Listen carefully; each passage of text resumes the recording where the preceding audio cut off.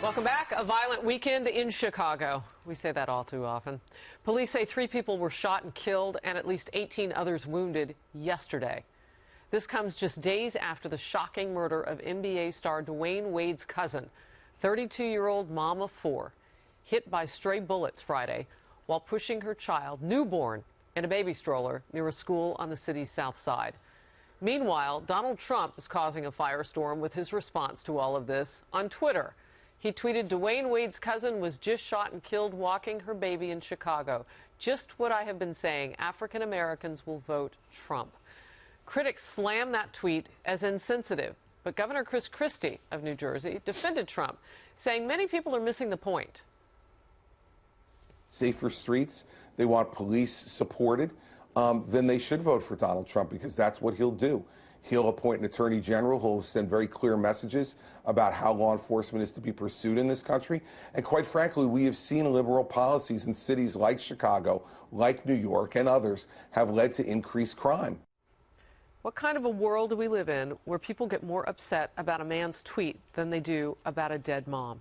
Like, really, what alternate universe am I in? You're a former police officer. What are your thoughts about this? I think the point he's making is a valid point, but he is like a bull in a china shop. I mean, he's very brash, and, you know, obviously tactless. The first point that he should have made was sending out a tweet of sympathy, not condolence. Yeah, exactly. Not something that seems opportunistic and self-centered. Now, that being said, the point he's making is a valid point. You know, look at the situation with blacks over the last 8 years. So many of them still live in poverty. Their schools are failing, so their chances of clawing their way up the ladder of success, like other minorities get a chance to do, are diminishing. They have rampant unemployment. He's basically saying, you know what, there are some liberals who make the argument that, you know, we should change the policy with Cuba because you do the same thing year after year after year, and it doesn't work. So it's time to step in and open up relations with Cuba. Well, the same argument can be made to the blacks about why do you constantly vote for a party that promises you everything and delivers nothing? Mm-hmm. And that's the point he's making. He just should have made it better. So we're gonna make a whole lot of a tweet, and yet we're going to suffer the silence from the White House on the black-on-black crime in Chicago year after year, month after month, week after week. Hashtag something out of this, BLM. Haven't seen. What your thoughts? When I heard this yesterday, I mean, it's one of those things that you just can't imagine a young mother not even being able to walk down the street. Or the other people who died. Or all the other. I know, but this specific instance, there's something bad that I think I like.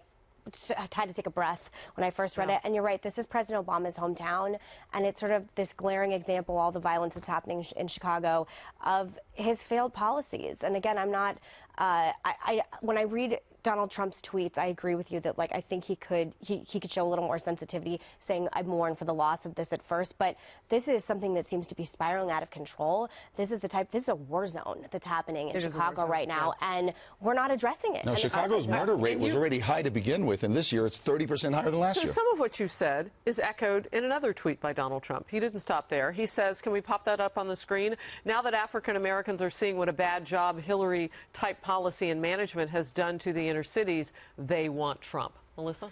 I mean, he can be tactless when he's tweeting. It doesn't change what the actual point was here.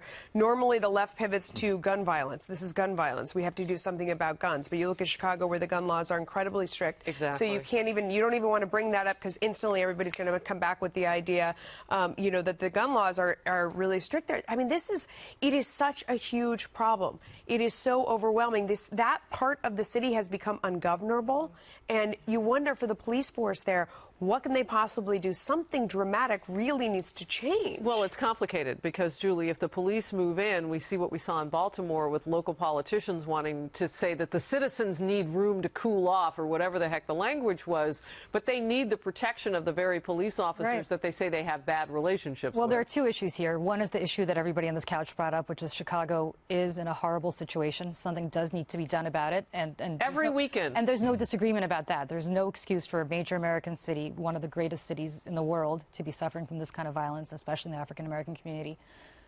This other point that I think we're missing here is what you did, Judge, which is you're basically explaining Donald Trump's tweet.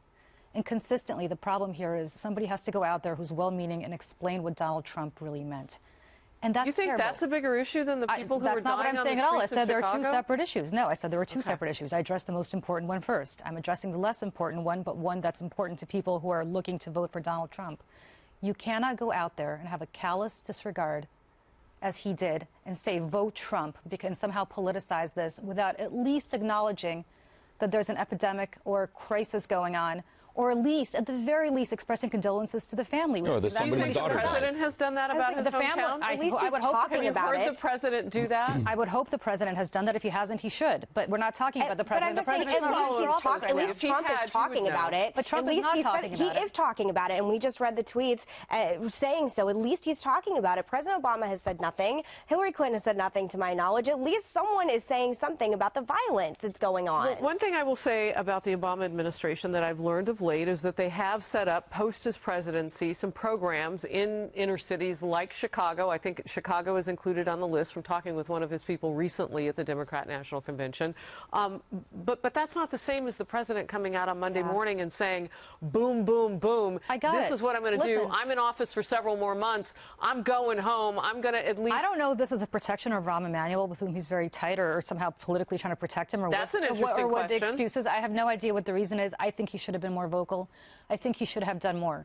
But the president's not on the ballot in November. And if you're African American, Oh, is that the only reason he's not? Can I finish my thought here? If you're African American and you're looking to potentially vote for Donald Trump, Donald Trump is not helping his case with these people by saying, you see, I told you so, vote Trump. How about expressing some sympathy to the community? How about saying, listen, what you're undergoing on a daily basis is awful, period, full stop. None of this vote Trump, none of this wave the flag.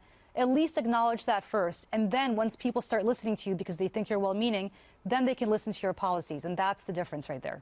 It's interesting. We'll have to see what happens when he gets in front of a predominantly black or people of color One day. Audience. Hey, it can happen. We don't know when it's going to happen, but he's been certainly targeting that segment of the population with Probably with should his target them ideas. in front of them and not to white All right, audiences. we'll move on. Donald